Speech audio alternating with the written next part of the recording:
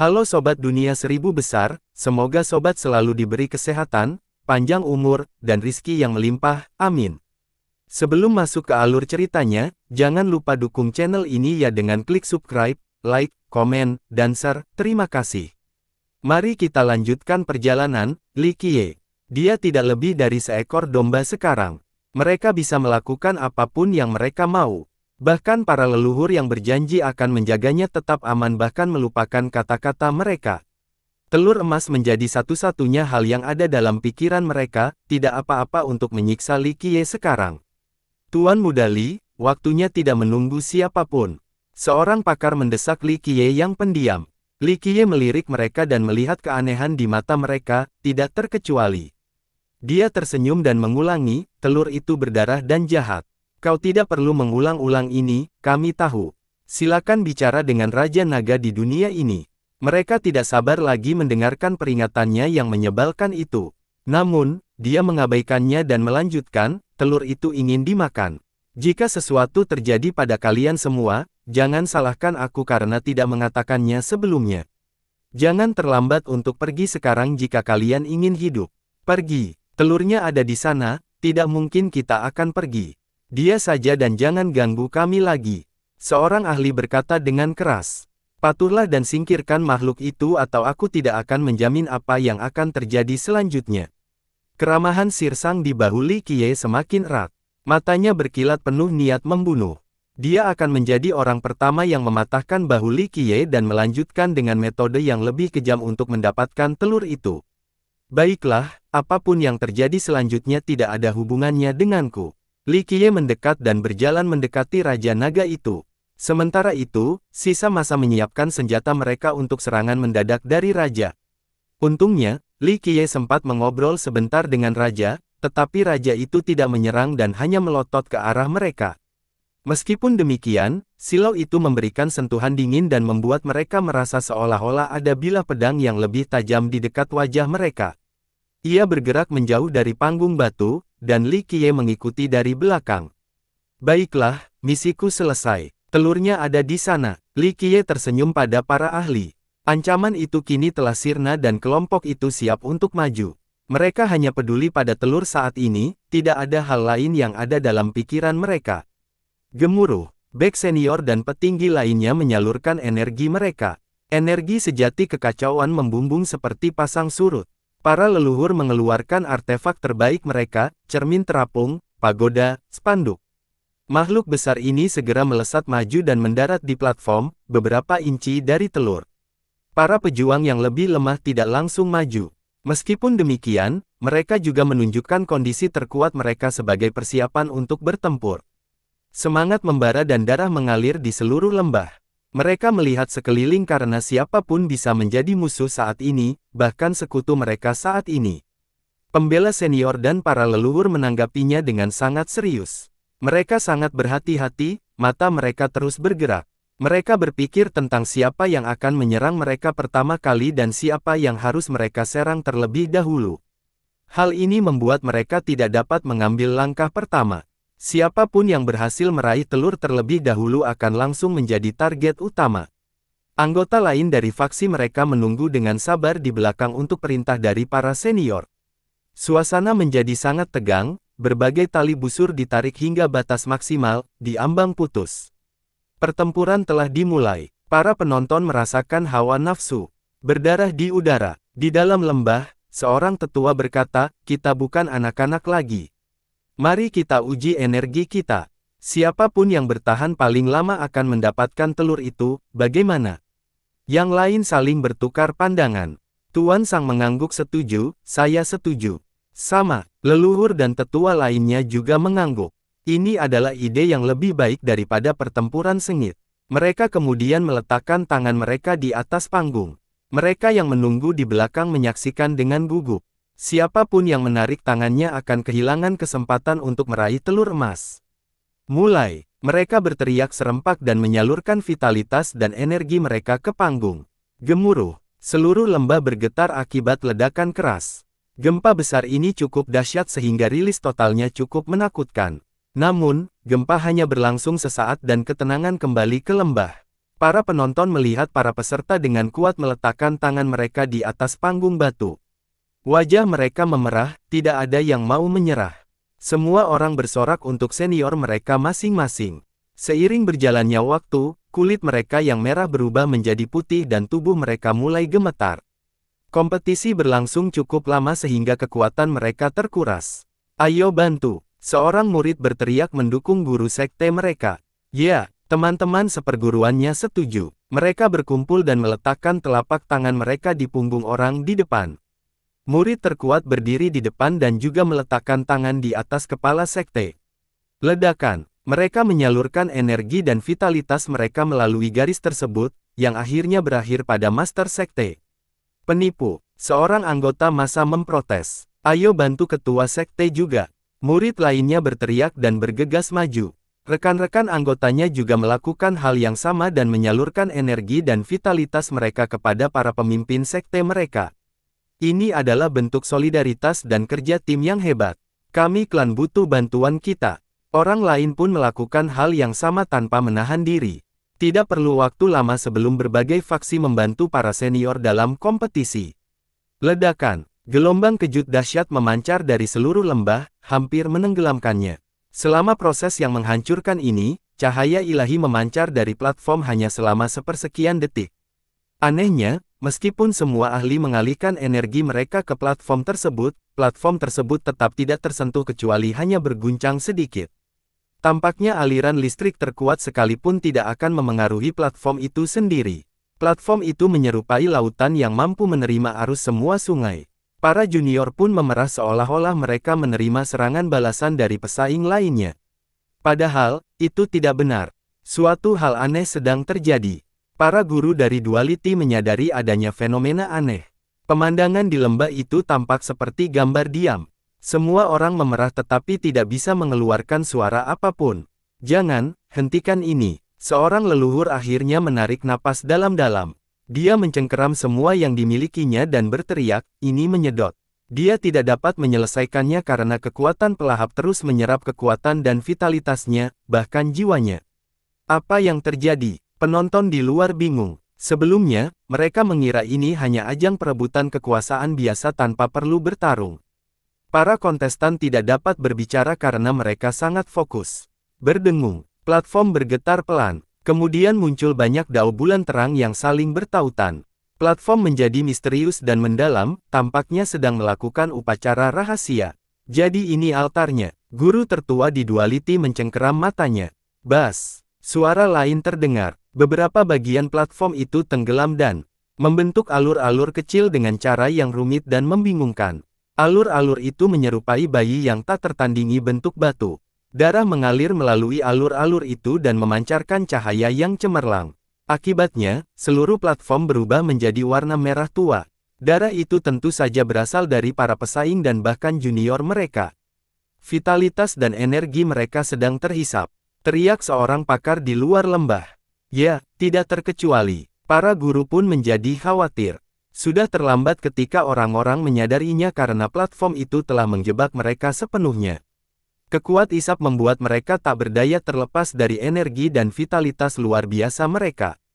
Tempat itu bertindak seperti jurang yang tak berdasar dan menyedot segalanya. Mereka bahkan tidak bisa membuka mulut untuk berbicara seolah-olah mereka sepenuhnya berada di bawah kendali platform itu. Rupanya ini tidak akan berhenti sampai hanya mayat kering yang tersisa dari mereka. Mereka menjadi ngeri ketika berbagai sumber daya meninggalkan tubuh mereka, tetapi tidak ada yang dapat mereka lakukan. Bergerak sedikit pun mustahil, apalagi melarikan diri. Mengapa ini terjadi? Penonton di luar tidak mengerti. Tidak terjadi apa-apa saat Li Qiye tiba di sana. Seorang ahli dari generasi sebelumnya. Mereka melihat Li Qiye berjalan dan menyentuh platform tadi, tetapi itu tidak memengaruhi apapun padanya. Saat ini, para ahli ini benar-benar terjebak. Apakah mereka semua akan mati? Ini menjadi pertanyaan selanjutnya. Klik, klik, klik. Telur emas di tengah panggung benar-benar bergerak sedikit. Orang-orang merasa bahwa benda di dalamnya akan keluar dari cangkangnya. Tidak, bukan platformnya. Seorang guru menarik napas dalam-dalam dan berkata, telur adalah benda yang menyedot energi dan vitalitas mereka. Li Qiye benar, telur ini tidak menyenangkan dan jahat. Saya menginginkan darah para ahli ini, semuanya. Mereka yang menunggu di luar menggigil setelah mendengar ini. Seorang penonton dengan sigap bertanya-tanya, apakah itu benar-benar telur? Li Qiye telah mengulanginya beberapa kali, tetapi tidak seorang pun memperingatkannya. Mereka mengira bahwa dia hanya mencoba menakut-nakuti mereka dan merasa kesal padanya. Ledakan. Leluhur tertua dari sekte besar berhasil bergerak sedikit. Setelah ledakan keras, ia melepaskan 12 istana takdir dan merayakan area tersebut. Totem agung muncul bersama istana-istana, tampaknya mencoba memanggil sesuatu. Di daerah yang jauh, muncul sosok berdarah dan besar dalam sekte tertentu. Sosok ini melakukan perjalanan melintasi angkasa dan membawa ahli leluhurnya. Penatua Kiao sudah menjadi penguasa surgawi. Seorang ahli menjadi terkejut. Hanya satu langkah menuju alam. Seorang guru berkata, namun leluhur suci dari darah ini memang kuat. Leluhur itu menjadi raksasa setelah menyatu dengan sosok berdarah itu. Tubuhnya bergetar saat hendak melepaskan kekuatan. Tindakan pertamanya adalah memotong kedua tangan. Dia berhasil lolos dari penyerapan telur emas dengan bantuan leluhurnya. Bam, bam, bam. Murid-murid di belakangnya semuanya jatuh ke tanah, pucat dan tidak bisa bangun. Telur itu telah menyedot terlalu banyak energi mereka dan mereka tidak dapat pulih tepat waktu. Pelariannya menciptakan ketidakstabilan dalam keseimbangan yang tercipta sebelumnya antara para pesaing dan kekuatan penghisap. Dengan demikian, para leluhur dan tetua agung lainnya mendapat kesempatan untuk bernapas. Ledakan, ledakan, ledakan. Mereka pun memutuskan untuk memotong tangan mereka. Darah mengalir keluar dari luka-luka para leluhur yang lumpuh ini. Tuan Sang tidak terkecuali. Para junior, mereka juga terjatuh ke tanah, kekurangan tenaga dan tidak mampu bangkit. Sial, para leluhur yang kuat dan pembela senior yang angkuh masih dilanda ketakutan. Mereka merasakan jiwa dan roh mereka meninggalkan tubuh mereka lebih awal karena telur itu, bukan hanya vitalitas dan energi mereka. Untungnya, petualang itu berhasil memanggil roh leluhur sucinya dan menyelamatkan semua orang di sini. Retak, mereka melihat retakan muncul pada telur itu. Apakah telur itu akan menetas? Seorang pembudidaya tidak menyadari bahaya yang datang dan menatap telur itu. Detik berikutnya, salah satu leluhur yang kuat merasakan adanya bahaya yang mengancam dan berteriak ngeri, lari, lari sekarang juga. Dia lalu mulai berlari tanpa mempedulikan juniornya di belakangnya. Ah! Teriakannya tiba-tiba bergema karena dia tidak bisa pergi jauh. Sesuatu yang berwarna emas berkelebat dan menembus dada. Jarumnya kecil, tapi masih bisa dengan mudah menghancurkannya. Hanya satu orang yang tidak berdaya melawan penetrasinya. Semua orang di dalam lembah menyaksikan dengan takjub. Tubuhnya masih bergantung pada udara. Zas! Rangkaian energi itu mulai menyerap darah dan energinya. Tidak, dia masih hidup tetapi tidak bisa bergerak sama sekali. Dia bisa merasakan hidupnya berlalu. Benang emas itu bahkan mengambil kekuatan Grand Dao dan seluruh esensinya. Rambutnya lebat dan tubuhnya langsing, tidak butuh waktu lama sebelum dia berubah menjadi mayat kering yang jatuh ke tanah. Boom! Para pembudidaya yang ketakutan akhirnya sadar kembali setelah mendengar suara dentuman itu. Kita harus lari. Mereka segera mencoba melarikan diri. Sialan! Setiap orang yang berlari menuju pintu masuk, ingin dilahirkan dengan lebih dari 2 kaki agar dapat melarikan diri lebih cepat. 100.000 ahli atau lebih tidak lagi peduli pada hal lain. Para pembudidaya yang lebih lemah diinjak-injak sambil mengerang. Berdengung, telur emas itu segera melepaskan sinar emas yang tak terhitung jumlahnya yang dengan sempurna mengenai mereka yang mencoba melarikan diri. Ah! Teriakan kesakitan memenuhi lembah. Semua orang tertusuk di bagian dada, tak terkecuali. Bahkan para leluhur dan tetua tertinggi yang terkuat dengan artefak hebat mereka pun tidak bisa berbuat apa-apa. Sinar emas itu terlalu cepat. Mereka hanya bisa menyaksikan diri mereka sendiri menjadi korban. Sinar itu tampak seperti tentakel saat mengangkat korban ke udara. Pemandangan 100.000 ahli yang semuanya dalam kondisi mengerikan ini sungguh mengejutkan. Apa itu? Bahkan mereka yang berada di luar lembah merasakan sakit yang tajam di dada mereka. Sangat kejam, Li Qiye benar-benar kejam. Seorang guru dari duality menggigil kedinginan, ia masih belum menetas. Begitu menetas, ia mungkin akan menjadi malapetaka bagi seluruh 8 Desoles. Para guru saling bertukar pandangan dan mulai membayangkan wujud asli telur ini. Mereka berbakat dan berani, tetapi tetap saja merasa gugup. Punggung mereka basah oleh keringat. Adapun para siswa yang pucat, semua kakinya gemetar ketakutan. Semuanya sudah berakhir. Para pendukung yang menunggu di luar tidak tahu harus berbuat apa. Sementara itu, orang-orang masih berteriak di dalam lembah.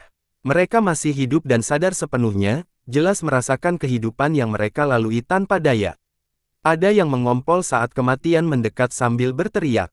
Tidak boleh berakhir seperti ini, aku belum membuat nama untuk diriku sendiri. Seorang pakar berteriak, Tuan Muda Li, tidak, Tuan Muda Li, tolong, selamatkan aku. Cepat, Tuan Sang masih sadar dan melihat Li Qiye yang berdiri tenang di kejauhan. Saya khawatir saya tidak bisa. Li Qiye tersenyum dan menggelengkan kepalanya. Semua orang akhirnya menyadari bahwa hanya Li Qiye yang tidak tersentuh oleh sinar keemasan itu. Tolong selamatkan kami, Tuan Muda Li. Mereka mulai memohon. Leluhur, kecil, selamatkan aku dan kau akan menjadi dermawan terbesar di istana kami. Kami akan mematuhi semua perintahmu di masa depan. Seorang leluhur membuang harga dirinya dan memohon. Selamat datang di situs kami dan Shifting Cloud akan memberikan semua yang kamu inginkan. Klan Ye akan menjadi kuda dan lembumu jika kau menyelamatkan kami. Mereka mengira karena Li Qiye tidak terinfeksi, dia mungkin bisa menghentikan telur itu dan menyelamatkan mereka. Saya sudah berulang kali bertanya kepada kalian semua tentang bencana telur yang tidak menyenangkan ini, tetapi kalian tidak mendengarkan. Ini sama saja dengan mencari kematian. Li Qiye menggelengkan kepalanya. Jeritan kesakitan para korban terus berlanjut. Tidak, mereka tidak mati seperti ini dan terus berjuang saat kematian semakin dekat. Sayangnya, sinar keemasan membuat mereka tidak berdaya. Saat telur menyerap lebih banyak darah dan kekuatan, telur itu menjadi semakin cemerlang. Alur-alur pada platform telah terisi dengan darah sementara rune-rune sibuk berputar dan memurnikan darah para kultivator. Hasilnya, darah menjadi lebih murni. Cangkangnya juga berubah, tampak di pol beberapa kali dengan tambahan kelembapan. Jika saja telur itu makhluk hidup, ia akan terlihat sangat bersemangat, mirip dengan seseorang yang baru saja menerima nutrisi penting dan penuh kekuatan. Li, aku akan menghantuimu. Teriak Tuan Sang dengan marah pada Li Qiye. Dia menyadari bahwa dia telah jatuh ke dalam perangkap Li Qiye. Orang-orang itu menipu mereka dan dengan sengaja membawa mereka ke lembah. Mereka mengira semuanya berada di bawah kendali mereka, tetapi ternyata sejak awal, mereka tidak lebih dari sekadar potongan daging berlemak di mata Li Qiye. Maksudnya adalah memelihara telur emas. Sayangnya, sudah terlambat untuk mengetahuinya sekarang. Makanan itu sudah matang dan tersaji di atas meja. Pertama, hantu tidak ada dan bahkan jika mereka ada, kamu harus menunggu dan menunggu selama beberapa ratus juta tahun hingga giliranmu tiba. Li Qiye terkekeh. Para leluhur lainnya pun kini mengetahuinya. Salah satu dari mereka berteriak, kau sebenarnya pelaku yang menipu kita di sini sebagai tumbal telur. Kamu tidak bisa menyalahkanku jika kamu dikhianati oleh keserakahan dan tidak meningkatkan peringatanku. Li Qiye mengangkat bahu. Keputusasaan akhirnya muncul di antara kelompok itu. Mereka tidak pernah menyangka akan mati karena serangga seperti penebang kayu ini. Ini tidak mungkin, teriak salah satu leluhur. Kenyataannya, hampir semua korban tidak mau menerima ini. Mereka telah mendominasi sepanjang hidup mereka, terutama para leluhur dan Sir Sang yang telah membunuh jutaan orang di medan perang. Satu hentai dari mereka membuat dunia bergetar. Mereka adalah penguasa wilayah mereka sendiri. Hari ini, mereka akan menemui ajal mereka karena seorang penebang kayu yang hanya seorang valet markis. Mereka tidak peduli dengan orang seperti dia sebelumnya dan mengira bahwa nyawanya berada dalam genggaman mereka. Sedikit kekuatan saja sudah cukup untuk membunuhnya. Sayangnya, mereka tidak punya pilihan selain menerima kenyataan ini dan menunggu kematian. Satu-satunya hal yang bisa mereka lakukan adalah berteriak. Akhirnya satu persatu meninggal dengan mata terbelalak akibat ketidakmauan dan keputusasaan. Ledakan, bang, sinar emas itu menghilang setelah menyerap mayatnya sepenuhnya. Kulit keringnya jatuh ke tanah. Lembah itu berubah menjadi dunia mayat dalam waktu singkat. Para ahli yang lebih kuat seperti para leluhur dan Sir Sang membutuhkan waktu paling lama untuk mati. Mereka akhirnya bergabung dengan tumpukan mayat juga. Adegan ini cukup untuk membuat siapapun ngeri. Seluruh pasukan hancur dan menjadi makanan bagi telur emas. Li Qiye adalah satu-satunya yang bahagia. Bagi penonton di luar sana, ketakutan setengah mati. Mereka mengira mereka beruntung karena tidak memasuki lembah. Para siswa menjadi pucat karena mereka belum pernah melihat sesuatu yang begitu mengerikan. Beberapa siswa tidak dapat menahan diri untuk tidak muntah. Awalnya, mereka juga ingin masuk ke lembah tetapi dihentikan oleh para guru. Ternyata ini adalah keputusan yang tepat. Mengejar api, seorang guru kembali sadar dan bergumam. Telur itu adalah api yang tak tertahankan. Para korban lupa akan kehati-hatian dan akhirnya menjadi santapan. Ini akibat tidak mendengarkan peringatan. Li Qiye tersenyum sambil melihat mayat-mayat itu. Dia kemudian melirik telur emas itu. Telur itu dipenuhi dengan vitalitas dan cahaya terang setelah menyerap banyak saripati. Namun, tubuhnya gemetar, jelas takut pada Li Qiye. Ini seperti seorang anak yang gembira setelah mencuri makanan. Saat ini, tubuhnya telah ditangkap oleh seorang senior dan langsung berpura-pura baik-baik saja. Telur Mahoraga, dunia tidak tahu bahayanya dan masih datang mencari kematian. Kata Li Qiye, nama ini masih asing bagi kebanyakan orang. Kelompok Sirsang berasumsi bahwa itu adalah telur dewa, tanpa menyadari bahaya yang tersembunyi. Itulah mengapa mereka akhirnya menjadi makanannya. Li Qiye kemudian melirik harta karun dan kitab suci Buddha beserta patung-patung di tangga. Dia tersenyum dan berkata, langkah-langkah pertahanan itu tidak dimaksudkan untuk melindungi telur, melainkan untuk mencegah orang-orang masuk. Generasi mendatang tidak memahami maksud biksu tua itu. Asal-usul telur Mahoraga masih belum diketahui. Namun, telur ini disimpan di sini oleh para biksu tinggi di kuil ini, yang ingin mengubah sifat jahatnya dengan ilmu Buddha. Nantinya, makhluk di dalamnya akan menjadi pelindung agama Buddha. Sayangnya, kuil tersebut mengalami kemunduran dan kehilangan semua penerusnya. Hanya lembah tertutup inilah yang tersisa. Retak, retakan lain muncul pada telur itu. Telur itu tampaknya akan segera menetas. Hampir, Li Qiye tertawa kecil setelah melihat ini. Hukum agama Buddha di kuil bobrok ini telah melemah. Telur akan membutuhkan waktu yang lama untuk menetas tanpa bantuan dari luar. Darah dari 100.000 ahli secara alami mempercepat kecepatan inkubasi. Makhluk jenis ini sangat haus darah. Akan tetapi, sekarang ia jauh lebih jinak karena penyempurnaan ajaran Buddha. Meskipun demikian, ia tidak akan menolak saat makanan datang mengetuk pintunya. Li Qiye tidak berlama-lama dan meninggalkan lembah setelah melihat retakan. Setelah meninggalkan lembah itu, dia disambut dengan tatapan penuh kebencian dan kemarahan. Para senior dan teman-teman mereka semuanya telah meninggal di lembah itu. Meskipun dia tidak secara pribadi melakukan tindakan itu, mereka pasti meninggal karena dia. Tak seorang pun berkata apa-apa, tetapi banyak kekuatan mulai berjalan mendekati Li Qiye. Dia berdiri di sana sambil tersenyum dan tidak repot-repot melarikan diri. Apa yang kamu inginkan? Dia tidak bingung atau takut. Anak nakal itu benar-benar jahat. Komentar seorang guru saat menonton. Lebih banyak orang yang mencari kematian. Guru Du sama sekali tidak khawatir tentang Li Qiye. Hukuman pembunuhan adalah kematian. Zui Sueyun meraung marah. Dia ditunjuk sebagai pendukung oleh para seniornya. Saat ini, ribuan orang di sektenya telah tewas di lembah termasuk gurunya. Kebenciannya terhadap Li Qiye sudah sangat dalam sehingga ia memimpin anggota yang tersisa untuk menaklukkan Li Qiye. Itu tidak ada hubungannya denganku. Li Qiye berbicara dengan tangannya dan dengan acuh tak acuh menjawab, saya sudah memberitahu mereka semua bahwa telur itu berbahaya, tetapi mereka tetap agresif. Haha, aku sepenuhnya setuju. Mereka mati karena dibutakan oleh keserakahan, itu bukan salah bangsawan muda Li. Guru Du tertawa di kejauhan dan menepuk tangannya. Jawabannya logis, tetapi banyak orang tidak peduli.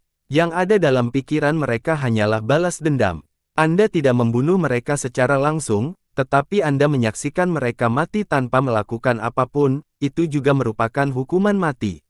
Anda yang membawa mereka ke sana dan harus bertanggung jawab atas kematian mereka. Kata seorang ahli. Oh, bagaimana? Li Qiye tersenyum. Kami akan mengulitimu dan meminum darahmu. Seorang leluhur dari suatu klan berteriak, kepalamu akan menjadi persembahan bagi anggota klanku yang telah mati. Wah, idenya luar biasa, tetapi agak sulit untuk dilaksanakan. Jadilah pintar dan keluarlah dari pegunungan Myriad Beast dengan ekor terselip di antara kedua kakimu atau aku akan mengirimmu ke sana untuk menemui anggota klanmu. Jawab Li Qiye. Bajingan, aku akan membunuhmu. Zui Sueyun meraung. Klang, dia menghunus pedangnya dengan gaya mencolok dan menebas ke depan. Sayangnya pedang itu tidak mengenai sasarannya karena sebuah tangan berbulu muncul entah dari mana dan mencengkeram lengannya. Sosok besar ini berdiri di belakang Li Qiye. Bayangannya mengumumkan Zui Sueyun. Pemuda yang ketakutan itu mendongak dan melihat seekor binatang purba raksasa yang kacau balau.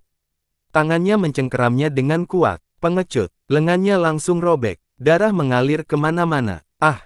Dia berteriak kesakitan. Keringkan sebanyak kacang yang menetes di dahinya. Detik berikutnya terdengar suara ledakan keras ketika sejumlah binatang buas turun, raja singa, elang, ular raksasa. Di belakang mereka ada puluhan ribu orang sejenis mereka. Mereka dikepung oleh embu didaya yang bermusuhan itu. Yang terakhir menjadi pucat, mereka mengira binatang buas itu sudah jauh sekarang. Bagaimana mereka bisa kembali secepatnya? Rah! Seekor binatang suka berbohong dan yang lainnya melakukan hal yang sama. Gelombang tsunami dahsyat itu menyebabkan lutut semua orang lemas. Lari! Berteriak seseorang dan melupakan semua rencana balas dendamnya. Dia melompat mundur untuk melarikan diri. Hal berikutnya yang dilihatnya adalah telapak tangan besar dari seekor binatang, yang membuatnya menjadi pasta daging. Yang lain melesat keluar secepat kilat, melesat mundur melewati binatang buas itu. Sayangnya, ada binatang lain yang lebih cepat dari kilat. Cakarnya menembus dada. Kita harus membunuh dan keluar. Seorang leluhur meraung dan mengumpulkan para penggarap di masa depan. Ledakan. Dia mengeluarkan palu darah dan menembak binatang buas terdekat. Bunuh mereka. Para pembudidaya lainnya mengeluarkan harta karun terbaik mereka dan menggunakan jasa hukum terkuat mereka untuk menembus blokade. Rah! Binatang buas itu membalas dan melancarkan serangan. Jeritan dan darah memenuhi area itu dalam sekejap. Meskipun ada banyak petualang yang menunggu di luar, mereka terlalu lemah dibandingkan dengan binatang buas yang berantakan. Peristiwa itu menjadi pembantaian sepihak. Potongan-potongan tubuh dan darah berjatuhan. Bau darah yang pekat menguasai. Sebagian dirobek-robek atau diinjak-injak hingga menjadi bubur, sebagian lagi menjadi santapan binatang buas. Tangkap dia! Seorang tetua agung menyadari sesuatu dan ingin menangkap Li Qiye. Orang ini adalah orang yang mengendalikan binatang buas, jadi dengan menangkapnya, dia akan bisa melarikan diri. Itu ide yang bagus, tetapi dia tidak berhasil menyentuh lengan baju Li Qiye sebelum terbanting ke tanah dan hancur berkeping-keping. Dia adalah tokoh berpengaruh di level suci, tetapi dia tidak bisa memenangkan serangan itu. Raja Naga Dunia. Seseorang melihat makhluk agung berdiri di belakang Li Qiye. Makhluk itu dengan mudah membunuh tetua agung tadi. Tidak, keputusan menguasai mereka. Hanya binatang surgawi tingkat tinggi saja yang membuat situasi menjadi tidak diharapkan. Sekarang, seorang raja ada di sini untuk mendorong mereka dari tebing. Pada akhirnya, tak seorang pun akan bisa lolos. Seorang guru menggelengkan kepalanya dan berkata, anak nakal itu benar-benar raja pegunungan binatang buas. Rekannya menjadi emosional dan menambahkan, dia tidak membutuhkan tahta karena dia adalah raja tanpa mahkota, tidak heran mengapa dia tidak takut dari awal hingga akhir. Yang lain tidak lebih dari semut yang terbang di wilayah kekuasaannya. Ya, dengan makhluk itu di sisinya, dia hanya meminta balasan, jawab Guru Du. Para siswa di belakang berkeringat dingin karena mereka memandang rendah Li Qiye sebelumnya. Mereka terutama tidak menyukai sikap sombong. Beberapa bahkan berpikir untuk diam-diam memberi pelajaran pada Li Qiye nanti. Saat ini, mereka merayakan kenyataan bahwa mereka belum mendapat kesempatan untuk melakukannya. Jika tidak, pemandangan di depan mungkin akan menjadi hasilnya, dihancurkan oleh binatang buas purba yang kacau. Untuk guru yang benar, tidak ada satupun petualang yang berhasil melarikan diri. Raja Naga Dunia menyapu seperti badai dan membantai sisanya. Dahulu kala, beberapa leluhur yang kuat berhasil bertarung sebentar. Keadaan ini berubah total setelah makhluk ini ikut terlibat. Darah yang terkumpul membentuk aliran darah merah yang membuat penonton ngeri. Beberapa saudara perempuan tidak dapat menahan diri untuk tidak muntah. Bau darah tak kunjung hilang karena potongan-potongan tubuh berserakan di tanah. Bau-bau lain yang memuakkan juga tercium di udara. Para petualang yang mencoba membalas dendam atas kematian anggota mereka yang gugur mengalami kematian yang mengerikan. Mereka ingin mencabik-cabik Li Qiye dan meminum darahnya. Sayangnya, mereka bahkan tidak berhasil menyentuh lengan bajunya. Penonton yang tersisa pun menggigil akibatnya, telapak tangan mereka basah oleh keringat dan kaki mereka gemetar. Mereka menatap mayat-mayat di tanah dan berpikir bahwa itu bisa jadi mereka jika mereka telah membinasakan Li Qiye sebelumnya. Itu bukanlah akhir yang baik untuk menjadi makanan di perut binatang buas, kematian tanpa kuburan. Misalnya, Markis Puncak Selatan memuji Dewa Keberuntungan karena dia tidak mencoba menyerang Li Qiye. Klannya tidak kehilangan satu prajurit pun. Dia tidak berniat membalas dendam atas kematian kakaknya. Mereka hanya pejabat dari dinasti yang sama, tidak lebih, tidak perlu disembunyikan dari orang bodoh itu. Lebih jauh lagi, bahkan jika Kementerian Perang mengejar hal ini, tanggung jawab itu tidak akan jatuh padanya.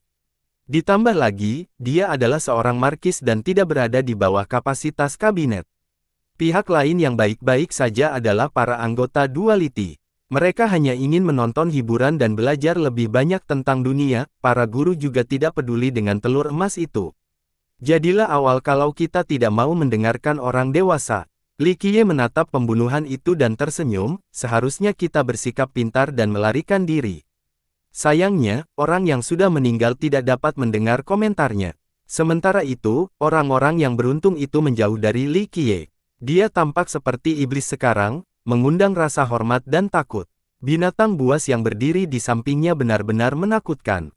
Para pembudidaya terkuat yang hadir masih merasakan ketakutan yang sama terhadap Raja Naga Dunia yang tak tersentuh. Kali ini, lebih dari 100.000 ahli berkumpul di lembah untuk memperebutkan telur emas. Mereka berasal dari sekte-sekte yang kuat, banyak di antaranya berasal dari 5 divisi dataran tinggi. Buddha, kurang dari 10% yang masih hidup saat ini. Berdengung, cahaya dari lembah tiba-tiba menyatunya langit. Cahaya itu berasal dari telur emas melalui celah-celah baru. Gemuruh, sebuah kekuatan mengerikan juga muncul dan menyebar ke seluruh pegunungan. Kekuatan itu memiliki daya hancur yang tak terhentikan. Jadi itu binatang dewa. Mereka yang berdiri di luar masih merasa ngeri setelah merasakan gelombang kejut meskipun penghalang lembah menghentikannya sebagian besar. Tidak seorang pun tahu apa isi telur emasnya, tetapi ini pasti sesuatu yang mengerikan. Gelombang cahaya terus-menerus memancar dari telur emas itu, yang lebih kuat dari sebelumnya. Lembah itu berguncang hebat, patung-patung di lembah itu melepaskan rune dan mulai melantunkan mantra. Mereka tampak hidup kembali dan menempelkan kedua telapak tangan mereka. Karakter dan kata-kata berkumpul di langit dan mengeluarkan ledakan keras. Akumulasi gelombang suara turun untuk menghentikan telur emas. Yang terakhir tidak memiliki rasa takut sama sekali, cahaya ilahi melesat ke langit seperti pedang dalam upaya menghancurkan gelombang suara. Kedua belah pihak mulai bertabrakan dengan keras, menghancurkan lembah. Batu-batu besar dan puncak gunung meletus, retakan muncul di seluruh lembah. Segala sesuatu tampak runtuh. Benda jahat apa yang ada di dalam telur itu? Ia juga dapat menghentikan kekuatan Buddha. Para penonton menyadari bahwa telur ini jauh melampaui kedudukan mereka. Segel lembah itu berfungsi untuk menekan telur, bukan untuk melindunginya. Seorang guru dari Duality bergumam. Awalnya, semua orang berasumsi bahwa segel itu ada untuk mencegah orang masuk dan mengambil telur. Ini sama sekali tidak benar.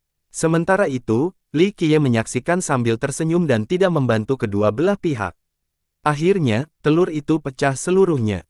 Cahaya yang keluar darinya menyilaukan semua orang yang melihatnya.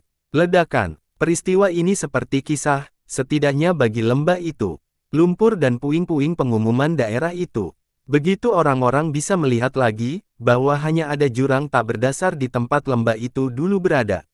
Patung-patung dan telur tidak ditemukan dimanapun. Benda itu tampak seperti rahang monster yang mengerikan, siap-siap saja ada yang mendekat. Perkembangan ini mengejutkan banyak orang. Hampir semua orang di sini siap membayar berapapun harga untuk telur itu. Saat ini, tidak ada yang mendapatkannya. Mereka menyia-nyiakan perjalanan dan usaha mereka. Semua ini sia-sia. Seorang guru tertawa dan menggelengkan kepalanya, lagi pula ini hasil terbaik, tidak ada yang menang. Ayo berangkat. Guru tertua memberi perintah dan memimpin para murid pergi. Tuan Muda Li, kunjungilah akademi kami saat kau punya waktu. Yang Ling menyapa tangannya ke arah Li Qiye sebelum pergi. Li Qiye balas tersenyum dan tidak mengatakan apa-apa. Para siswa pergi bersama-sama untuk mendapatkan anugerah yang beruntung. Markis Puncak Selatan juga membawa pergi anggota klannya. Tidak seorang pun ingin menyinggung Li Qiye saat ini, bahkan mereka yang memiliki senior dan teman yang sudah meninggal di lembah. Hanya Li Qiye yang tersisa di area ini, tetapi itu tidak berlangsung lama. Detik berikutnya, sebuah sosok muncul, berdiri di sampingnya. Tak seorang pun adalah pelayan Anda. Aku melirik ke langit, hanya dengan sekali lirik saja awan dan angin pun berlalu. Tuan muda, beberapa orang tua cukup pintar untuk pergi lebih awal. Dia berkata dengan hormat, apakah Anda ingin saya menangkap mereka dan memberikannya kepada hewan peliharaan? Kenyataannya, kebanyakan dari mereka tidak tahu apapun tentang orang-orang penting yang bersembunyi di balik bayangan.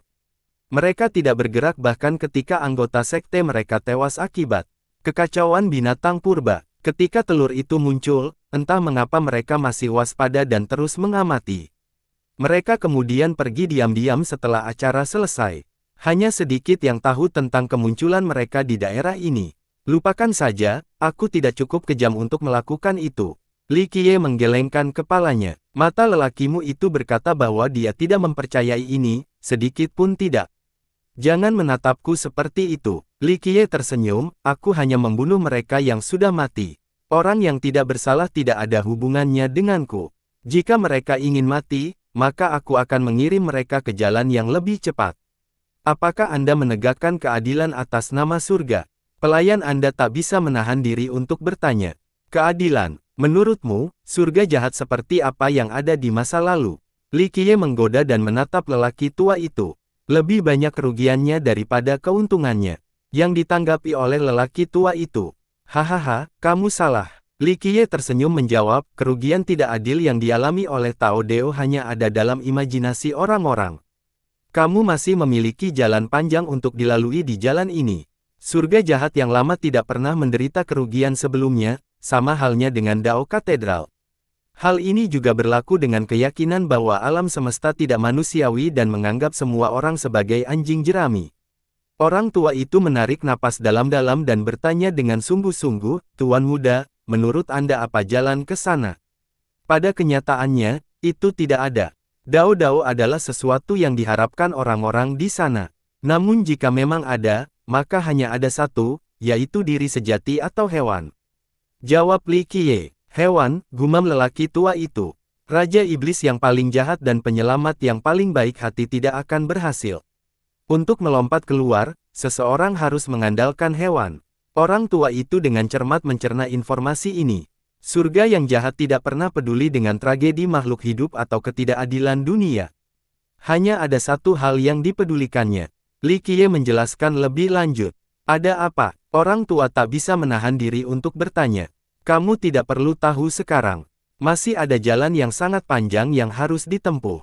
Li Qiye menggelengkan kepalanya. Laki-laki tua itu mengangguk pelan tanpa merasa bersalah. Dia lelaki yang sombong, baik di masa mudanya maupun saat ini. Lagi pula, mereka yang mampu melawannya secara seimbang di Western King dapat dihitung dengan jari. Namun, Li Qiye berada pada level yang berbeda. Ia pernah melawan karakter terkuat di West King sebelumnya, tapi ini tidak ada apa-apanya dibandingkan dengan Li Qiye. Pria itu menyerupai kosmos tanpa batas yang mampu mencakup segalanya. Dia pernah mengira bahwa dia sudah berdiri di puncak dan para penguasa Dao adalah batasnya. Sekarang, dia menyadari bahwa dia salah besar. Penguasa Dao mungkin hanya titik awal dalam perjalanan ini. Para ahli seperti mereka mengira mereka berada di puncak.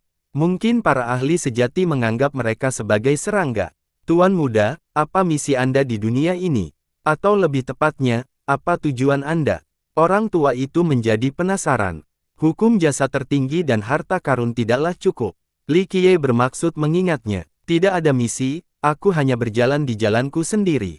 Li Qiye menggelengkan kepalanya dan menjawab, namun, untuk suatu tujuan, aku sebenarnya punya satu.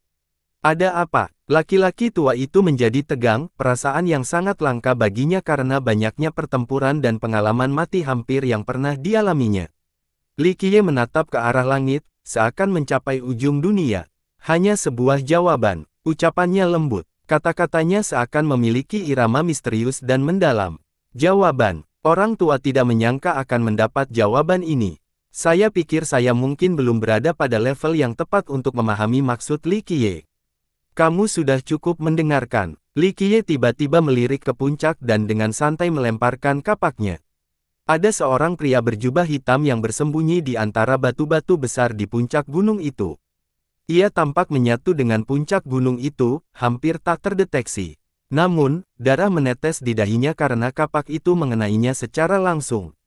Matanya terbelalak karena tak percaya. Teknik silumannya tak tertandingi. Tak seorang pun di West King yang dapat mendeteksinya. Selain itu, dia adalah orang penting yang terkenal dan seorang pengusaha yang cakap. Sayangnya, Li Qiye segera melihatnya dan hanya dengan lemparan kapak biasa, ia berhasil merengkuh nyawanya. Dia tidak sempat menghindar. Dia terjatuh ke tumpukan batu, tidak mengerti bagaimana kapak itu bisa sampai di sana. Kapak itu kemudian kembali ke tangan Li Qiye tanpa suara.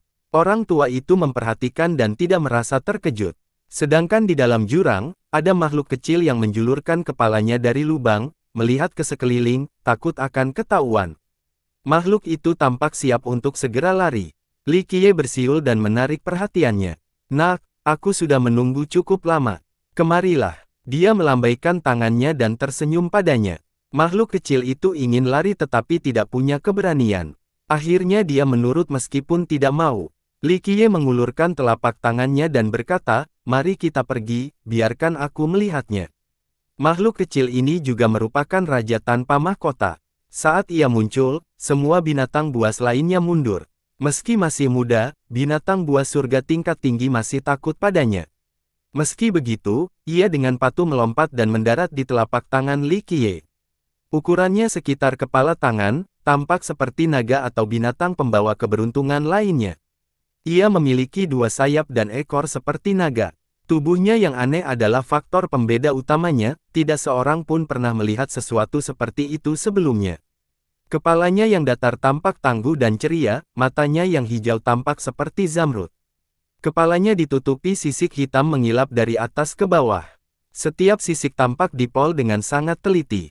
Setelah diperiksa dengan saksama, permukaan sisik-sisik itu memiliki rune dao yang rumit. Rune-rune itu dangkal dan sulit dilihat. Seiring berjalannya waktu, orang akan menemukan bahwa rune-rune itu merupakan simbol-simbol Buddhisme yang rumit dan kuno. Li Qiye meremasnya dengan kuat. Makhluk muda itu terluka dan sedikit memberontak, tetapi masih tidak berani melakukan sesuatu yang gegabah. Berdengung, rune itu menyala dengan cahaya Buddha, mengaktifkan simbol-simbolnya sepenuhnya, tampaknya berisi kerajaan tersembunyi. Kekuatan Buddhanya tak terbatas dan di luar imajinasi, sama sekali berbeda dari tubuhnya yang mungil. Begitu Li Qiye melonggarkan cengkeramannya, cahaya Buddha menghilang dan bayi bintang itu kembali ke bentuk aslinya. Ia tampak patuh saat berada dalam lingkaran di telapak tangannya. Siapakah yang mengira bahwa makhluk ini berbahaya mengingat penampilannya? Meskipun demikian, hanya sedikit yang benar-benar dapat menangkapnya karena kekuatan bawaan Buddhanya. Binatang ini akan menjadi luar biasa saat sudah dewasa. Apa jenisnya? Pelayan Anda tercengang. Seorang mahoraga, jawab Li Qiye. Pelayanmu itu belum pernah mendengar nama aneh ini sebelumnya, ini pertama kalinya aku mendengarnya. Dia tahu bahwa benda ini berbahaya bahkan saat masih berupa telur emas. Begitu matang, Master Top seperti mereka tidak akan mampu melawannya. Itu pasti sebanding dengan Dao Lord. Itu sudah diduga. Li Qiye tersenyum, binatang buas ini adalah binatang buas Buddha. Terlalu berbahaya jadi hanya ada dalam legenda. Dia berhenti dan melihat sekeliling sebentar sebelum menyimpulkan, namun, seseorang mungkin telah mengetahuinya. Kalau tidak, lembah ini tidak akan tetap tak tersentuh selama ini. Banyak orang telah memasuki pegunungan Myriad Beast selama bertahun-tahun, tetapi tidak seorang pun menyadari keberadaan segel di lembah tersebut. Mengapa segel tersebut baru terlihat sekarang? Ini berarti seseorang telah dengan sengaja merusak bagian segel tersebut, sehingga orang lain dapat melihatnya.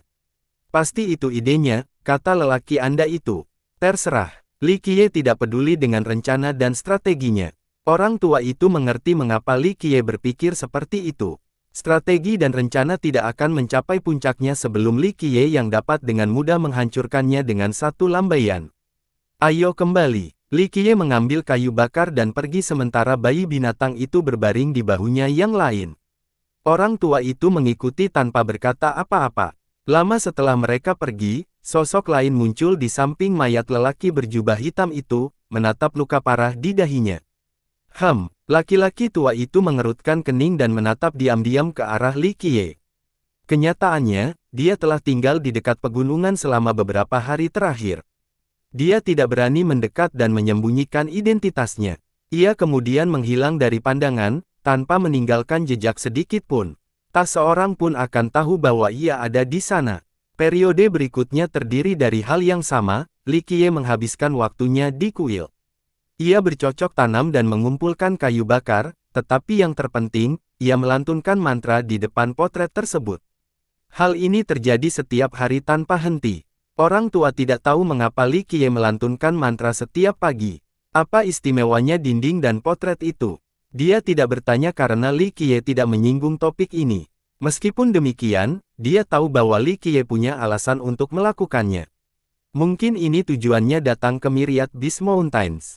Tujuannya seharusnya adalah sesuatu di kuil ini, bukan Mahoraga.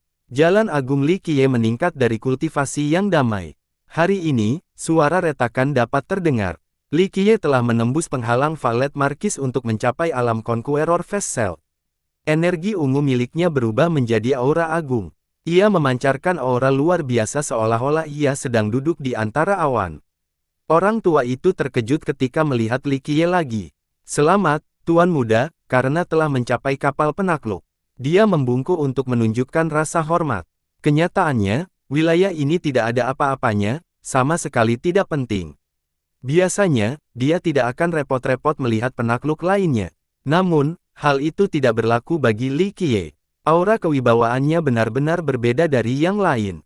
Ia tampak seperti kaisar para raja, tiran para dewa. Hanya satu helai darinya yang akan menekan semua rakyatnya.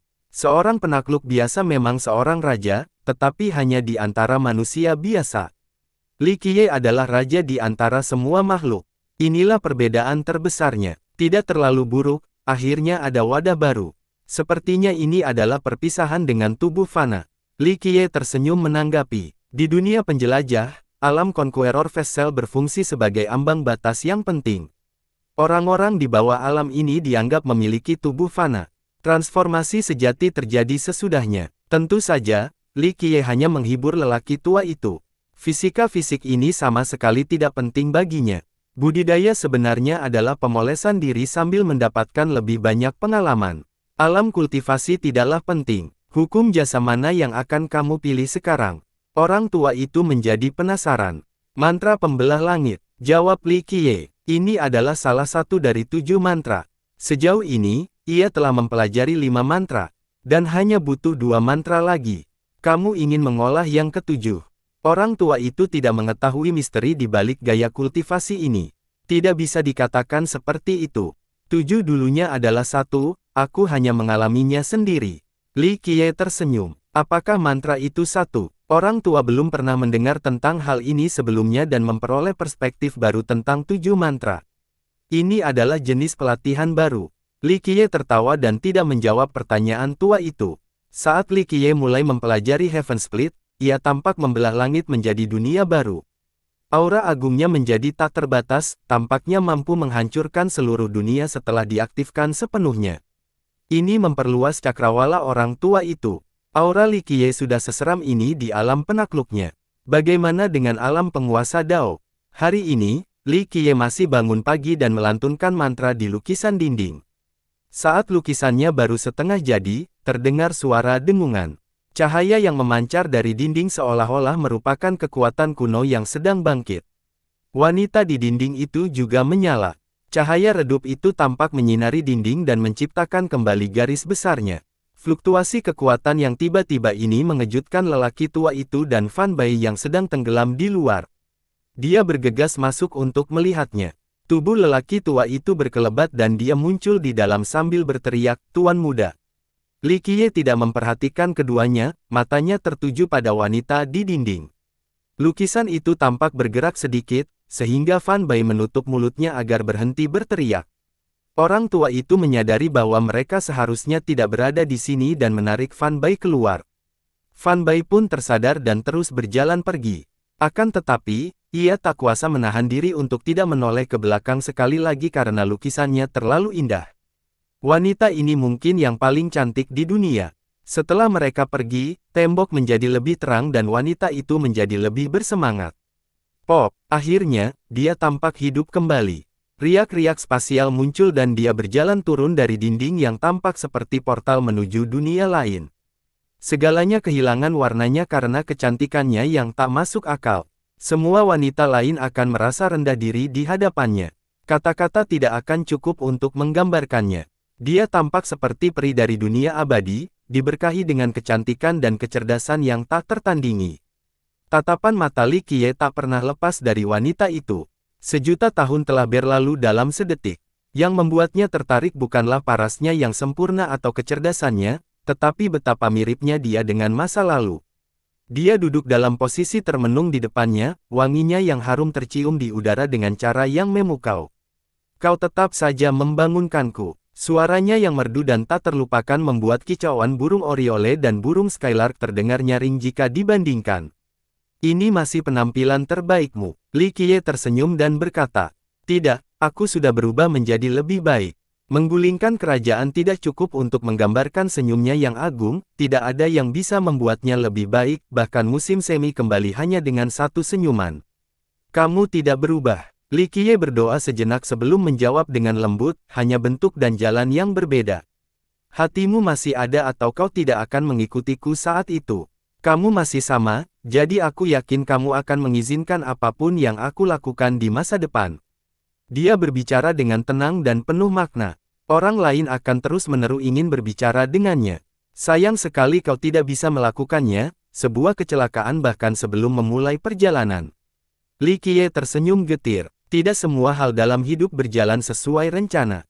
Aku bukan kamu yang merencanakan sepanjang masa. Aku hanya melakukan apa yang aku inginkan.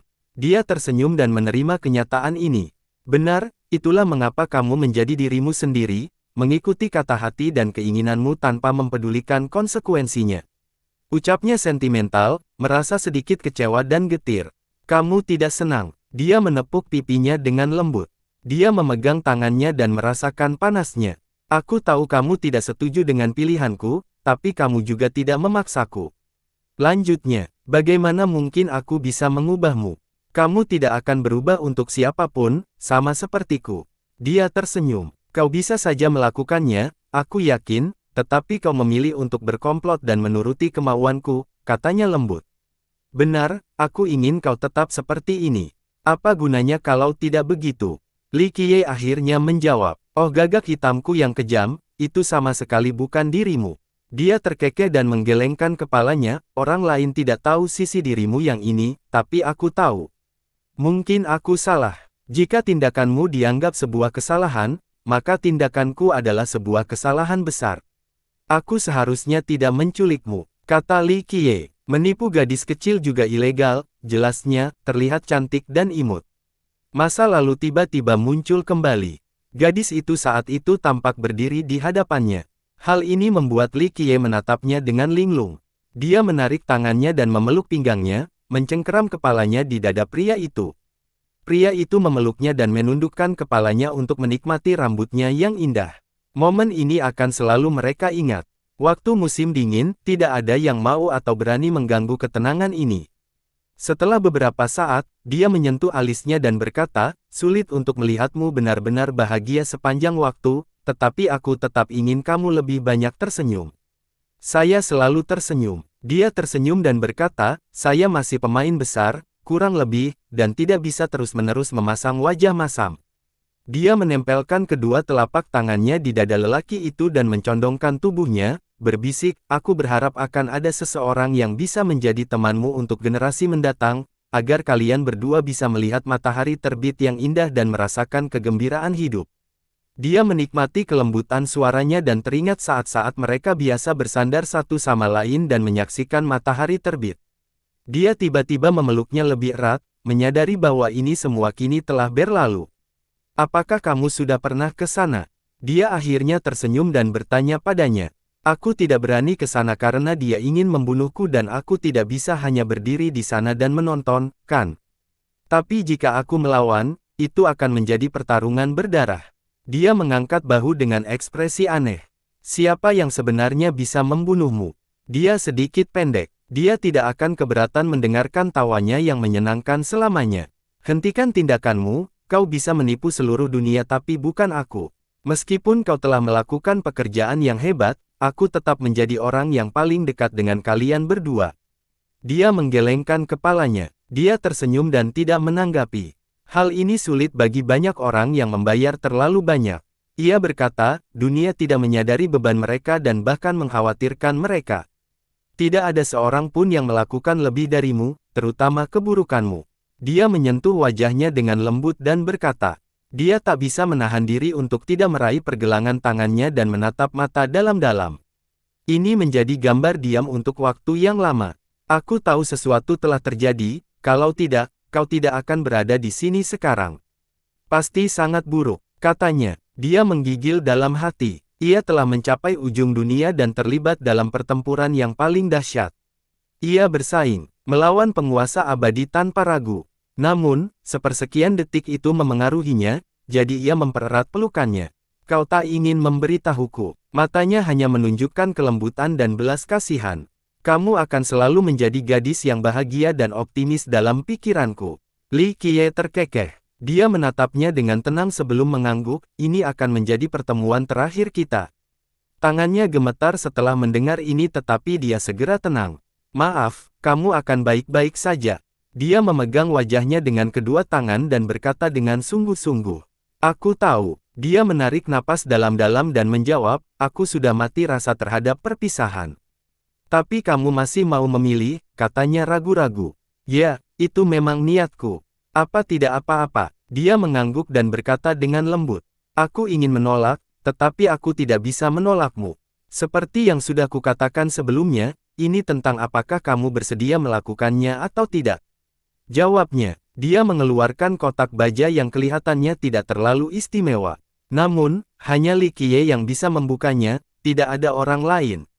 Dia dengan hikmat menaruhnya di tangan pria itu.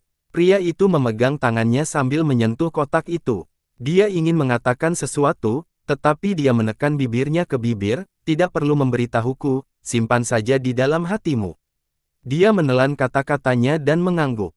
Setelah beberapa saat, dia berkata dengan tulus, janjikan ini padaku.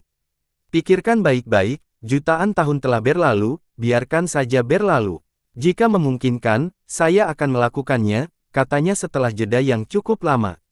Kamu bisa melakukannya. Dia tampaknya menjadi satu-satunya orang di dunia ini yang dapat mengubah pikiran Li Qiye.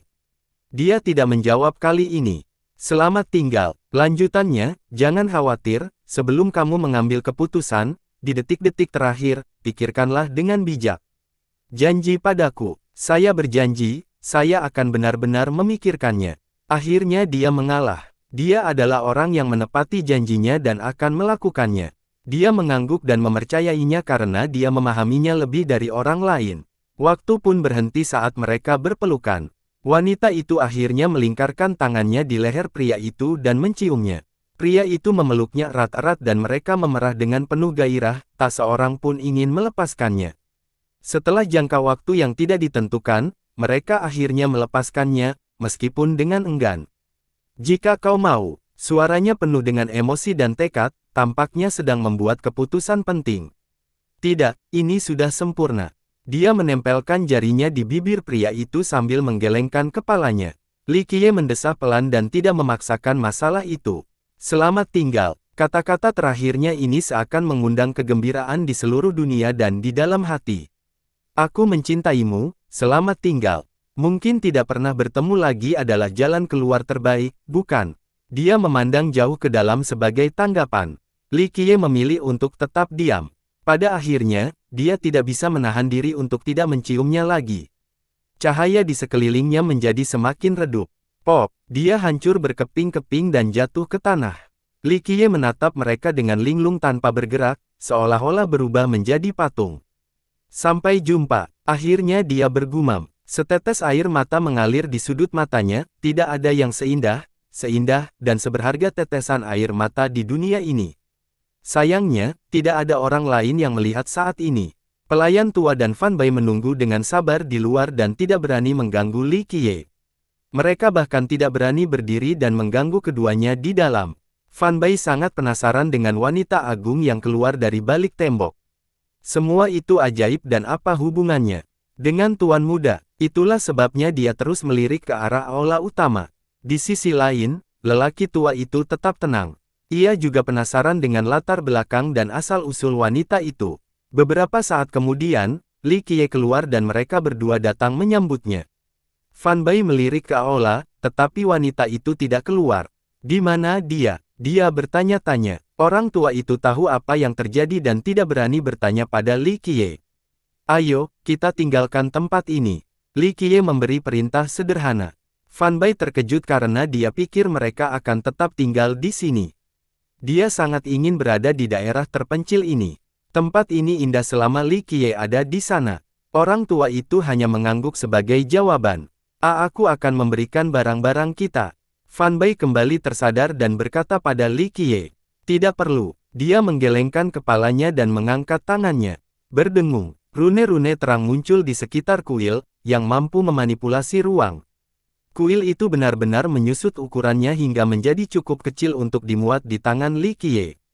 Fan Bai menyaksikan dengan kagum, tidak menyangka akan terjadi perubahan ini, tidak heran mengapa tuan muda tidak membutuhkannya untuk mengumpulkan barang-barang mereka. Kuil ini dapat dibawa kemanapun mereka pergi. Kita mau kemana, tuan muda? Tanya pelayan Anda kemudian. Li Qiye mendongak ke arah cakrawala dan berkata dengan lembut, ke Akademi Dualitas. Matanya menjadi sedikit linglung setelah mengatakan ini. Orang tua tidak mengerti mengapa dia mengalami depresi ini. Namun, dia juga menatap ke kejauhan setelah mendengar kata-kata, Akademi Dualitas. Perasaan dan pikiran tertentu muncul dalam dirinya. Apa, takut dengan tempat itu? Li Qiye meliriknya. Tidak seperti itu. Aku hanya berpikir tentang seberapa cepat waktu berlalu, berubahlah menjadi orang tua dalam sekejap mata. Orang tua itu tersenyum dan menggelengkan kepalanya. Itulah mengapa banyak orang berpikir tentang keabadian. Itulah yang Anda butuhkan untuk menjadi abadi. Li Qiye menjawab, orang-orang terdekatmu akan pergi satu per satu. Laki-laki tua itu mendesah. Meskipun ia tidak dapat hidup selamanya, ia tentu hidup lebih lama dari orang-orang sezamannya dan telah mengalami banyak perpisahan. Benar, kita hanya dapat mengatakan bahwa waktu tidak akan meninggalkan siapapun. Hidup cukup lama belum tentu merupakan hal yang baik. Li Qiye menjawab. Orang tua itu mengangguk setuju. Ayo pergi. Li Qiye menunggangi babi hutan dan memberinya perintah. Aku akan memimpin jalan. Orang tua itu melakukan Fai Ban sebelum melangkah maju. Satu langkah ini membawanya menempuh jarak 1000 mil, kecepatan yang sungguh menakjubkan. Gao, si kuning kecil tak mau kalah dan mengejarnya dengan kecepatan kilat. Kita melihat siapa yang lebih cepat. Darah kompetitif lelaki tua itu bergolak setelah melihat ini dan meningkatkan kecepatannya setelah tertawa.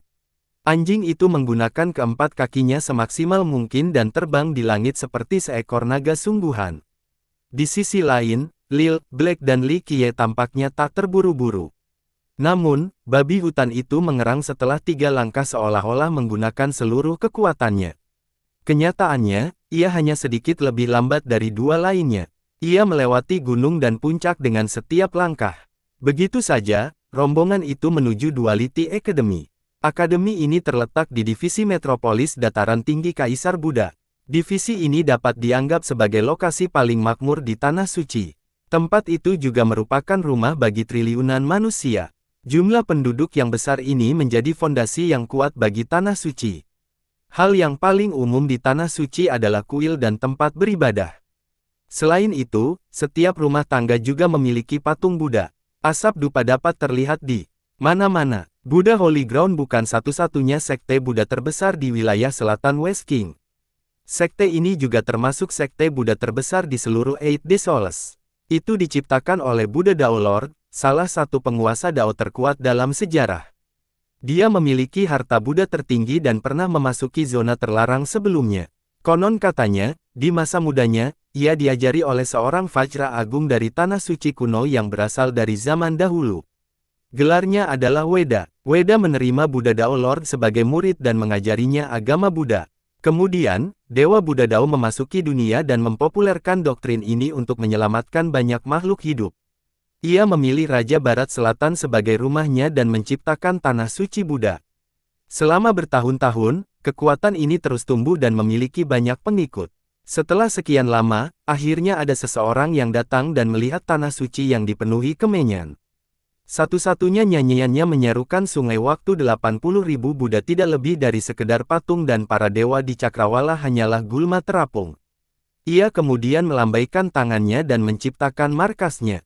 Patung-patung Buddha dalam radius 10.000 mil langsung runtuh.